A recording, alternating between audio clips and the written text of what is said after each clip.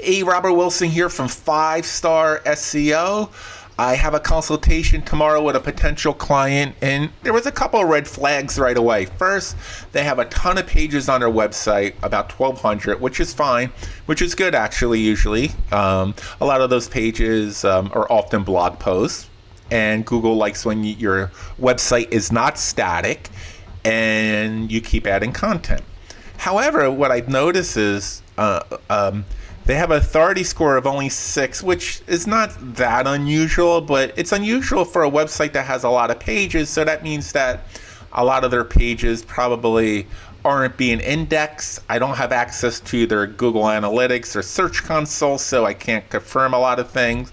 And also notice, you can see here that their organic traffic is only 1. With 1,200 pages and your organic traffic is only 1, is tough to do. And also, their organic keywords that are ranking are only 86. Again, with 1,200 pages, it's just simply not enough. So this could be why, I'm not sure yet, but it could be because they have 13,000 errors on their website, which is unbelievable. So that means if they had an agency before, they weren't tracking their website for them on the software. I use SEMrush. It just gives me all the data, all the errors, things I should be concerned about, SEO reports every single day, which is great. So you can see that you see plus 10,000. That was because I only scanned 200 pages in the beginning. Then I realized they had more pages. And then when I did all the pages, they have over 13,000 errors, which is concerning because Google knows that you have a lot of errors when you have a lot of errors on your website. As a result, what they'll do is they just simply won't rank you as high as you normally would. So if you're doing the same amount of work as another website and they have very low errors and everything else is the same as far as content creation, search engine optimization, they're going to rank much higher than you just because your website isn't healthy.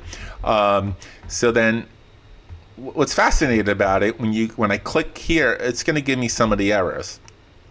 So they have some structured data items, which, although there's 3,000 errors, this isn't that uncommon. It should be fixed, of course, but this is the concerning one. They have 9,932 internal links that are broken, which means is that there's hot links there's links on their web pages that when you click on it, it goes to a page that doesn't exist, and that's a no-no for Google. Google does not like that.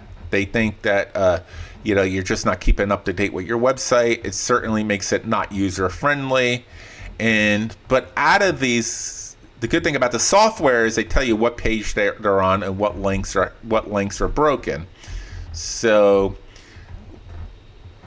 out of all these links, most of them are 3 links, but they're on so many different pages that it's given 9,000 errors. I haven't even dove into why they're on that many pages. They don't seem to be in the footer.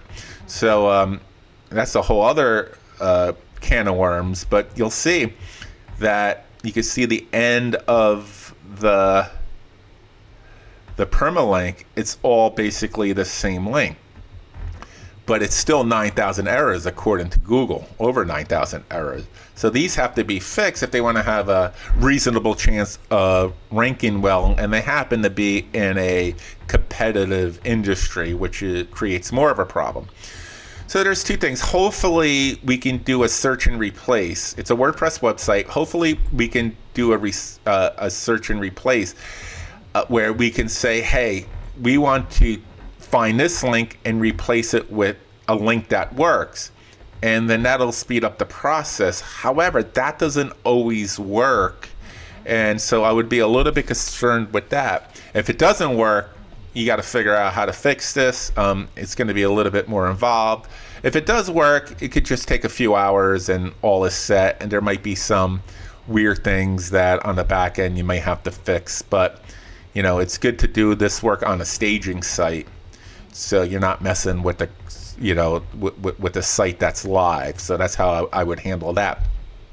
And if this company decides not to hire me for whatever reason, I'll still give them this information in this report so they can have it fixed, because it doesn't do anybody any good for not helping them out. So I would do that for them. But yeah, so if you have an SEO company, especially searching, all digital marketing agencies who have control of your website should be tracking this for you if they're charging you, especially a search engine optimization company.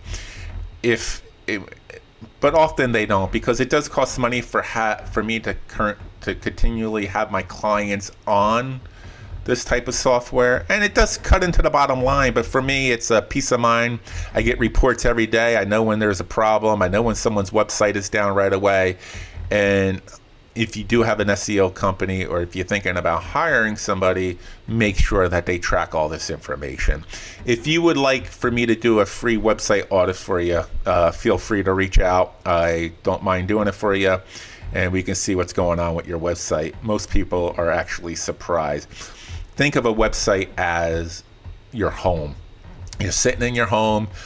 You haven't painted in a while. You used to hire a painter, and then all of a sudden you started touching up things yourself. You started spackling yourself. Then all of a sudden you're laying on a couch one day and you look up at the walls and you're like, wow, it looks like hell. And that's what a website is, basically. If you don't really keep up with it and pay attention to it and just let it stay static, there's going to be problems that you don't realize. So, reach out to me. I'll give you a free website audit.